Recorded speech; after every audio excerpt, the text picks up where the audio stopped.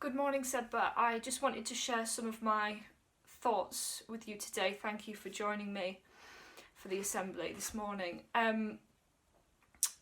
It was my birthday on the 28th of February, and it was also the last time that I saw my parents in person. They'd driven up from Carlisle to Sedbergh to see me and deliver my birthday presents. This year, my mum handed me my presents, and I opened it to find that it looked like a children's book.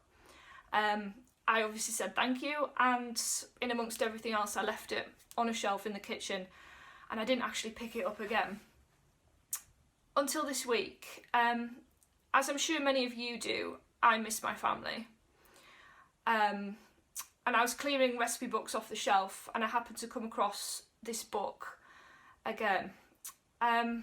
It's called The Boy, the Mole, the Fox and the Horse. And thinking about my parents, I started leafing through it. Why did they buy me this gift? Why what looks to be a children's book? And then I realised they'd saw it and thought of me. It was about big thinking and philosophy. And they thought to themselves, Hayley would love this. We're all guilty of missing the little things in life. We have a chance now to reconnect, albeit virtually, to think carefully about what we truly love and value, to nurture relationships, and to, of course, revisit forgotten books on the shelf. I'd just like to share with you a couple of lines from this book. This is it here.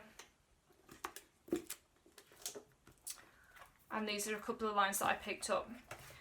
One of our greatest freedoms is how we react to things. Sometimes I feel lost, said the boy. Me too, said the mole. But we love you, and love brings you home. What is the bravest thing you've ever said, asked the boy. Help, said the horse.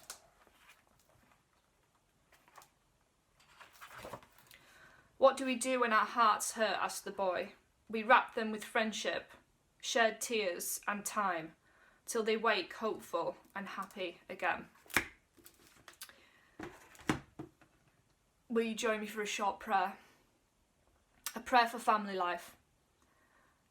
God of compassion, whose Son, Jesus Christ, the child of Mary, shared the life of a home in Nazareth, and on the cross drew the whole human family to himself. Strengthen us in our daily living, that in joy and sorrow we may know the power of your presence, to bind together and heal, through Jesus Christ our Lord. Amen. Thank you for joining me this morning.